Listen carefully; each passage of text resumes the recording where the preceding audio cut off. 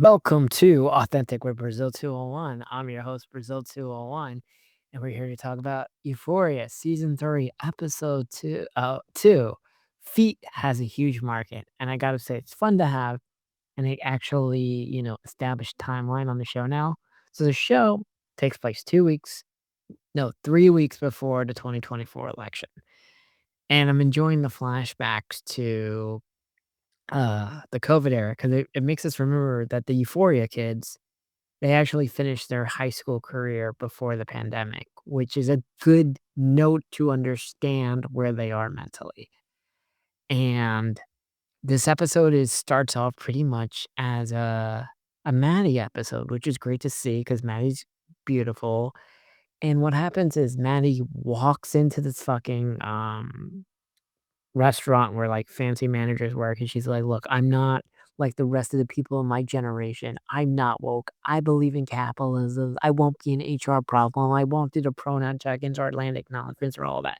And takes the person's phones and be like, "Blah, blah, blah's assistant," and boom, that's how she gets her job. Doesn't even go to college. So interesting, Maddie has no college debt, unlike most of her peers. Then we see the origin story of, Maddie's first OnlyFans model, that the pandemic happens and things shut down, and we see how everything works out. We gotta say, Sam Levinson really hates Gavin Newsom, because this is now 2 episodes in a row, we're getting thrown at all the Gavin Newsom shades, and I gotta say, Euphoria is gonna do a great job of making sure Gavin Newsom never becomes president, because Gavin Newsom should not become president.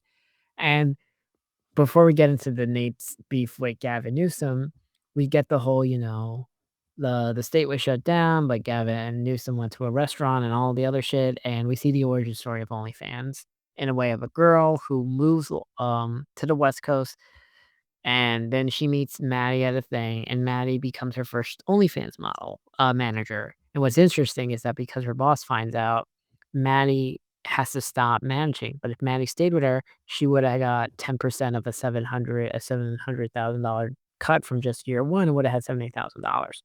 We see that Maddie's good with her instincts, which comes to the thing, we see that she gets a DM from Cassie, and she has an idea on how she can make, because apparently Cassie's not doing really well as OnlyFans, despite what we would think, because we're like, "Oh, Sydney Sweeney," like, if Sydney Sweeney does an OnlyFans, it would break, records.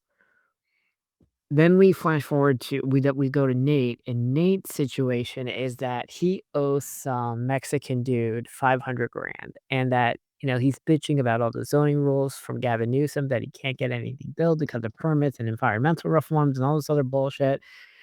I wonder, obviously, Nate voted for Trump, but besides that, Nate must really like the abundance situation with Ezra Klein, gotta cut all the zoning regulations and all of that so we can build, baby, build.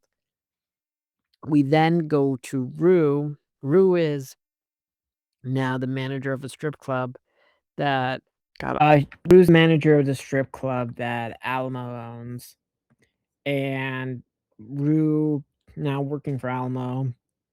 Alamo calls Lori, is like, "Rue is one of mine because it's your fault you killed one of my bitches."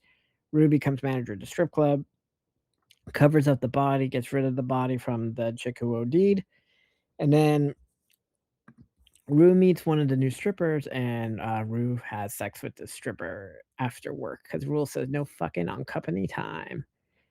Fucks her in the minivan. We get that situation.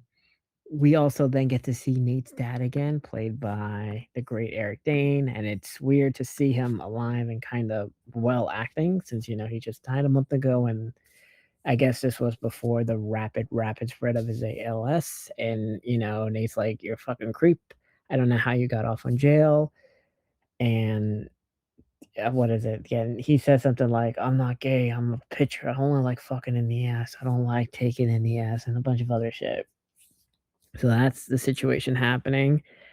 Maddie and, Cassie make up, and she's like, "I agree to manage you." Maddie just looks so good. Cassie's like, "Wow, Maddie, you look amazing." No Lexi in this episode, which is interesting.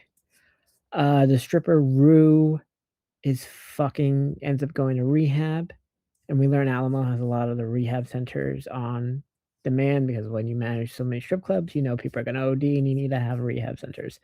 Then we see Jules, and Jules is living in a penthouse that because she is the other woman, because somehow I guess like Jules is living in downtown LA in that penthouse, and they have this conversation. It's like we haven't talked in 6 years, and Rue's like, sometimes I stay at Lexi's, sometimes I stay at Maddie's, sometimes I stay at my van, sometimes I stay at Alamo's, and all this other shit. And Jules is like, I'm gonna go take a bath. You want to join me? And that's how the episode ends. Fantastic.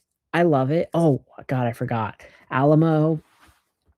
Oh yeah, when Alamo's fighting with Lori's son or whatever, he drops the hard end, and then Alamo sends a pig that says "Remember the Alamo" into the farmhouse. Shits everywhere, and the Nazi guy is banging Tate, and we just see Nazi flags everywhere. Crazy. Crazy. Ugh, I've loved the first 2 episodes. I don't know why I can see why reviewers hate it's so, like, kinda pro center right or whatever, but fuck them. I enjoy Euphoria. It's fantastic.